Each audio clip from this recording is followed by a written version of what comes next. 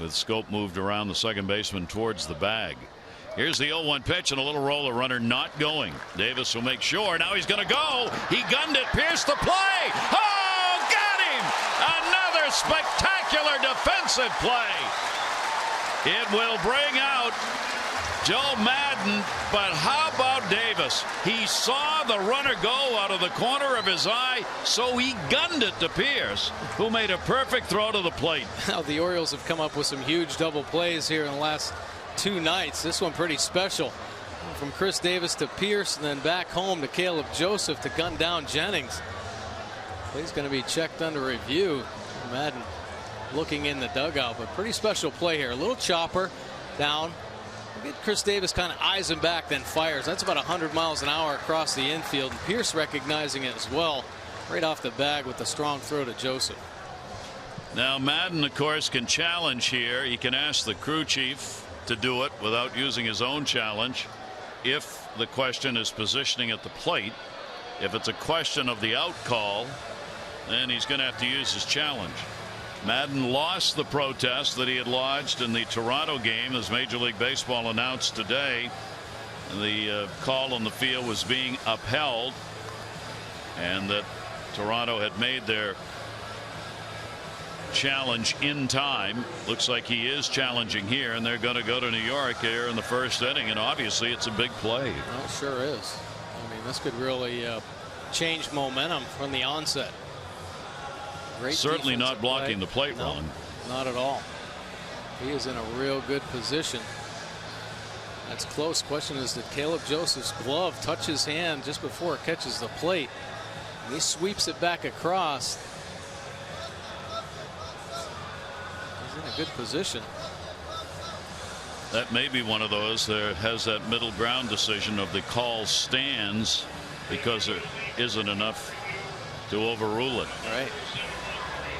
There have been a lot of those. If that's what they're challenging. We don't know which challenge is being made here, whether this is a positioning of the catcher. It's a crew chief review, so I guess that's a position of the catcher, and that certainly seems like an easy call. Yeah, I mean, Caleb was in a great position. He was straddling the back part of home plate, and he wasn't blocking at all. The tougher one would have been, did he get the tag on in time? I think, but that's apparently not the challenge.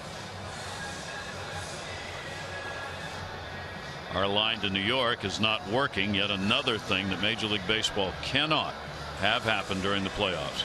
This system has got to work in the postseason, or they're going to be in real trouble. They sure do. They have to iron out some things for sure. Long time here.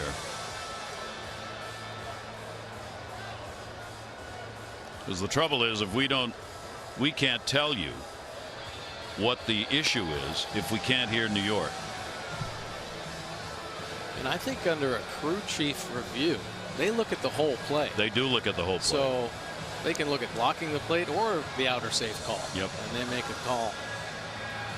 And I would assume that's exactly why it's taking so long, because it's very close on the issue of whether or not he got the tag on in time. So many times they look at these replays and they just say it's inconclusive, and the play will stand as the umpires call. And in this case, it would obviously favor the Orioles with the double play call. Well, here it is. He's out. Joe Maddon will have it explained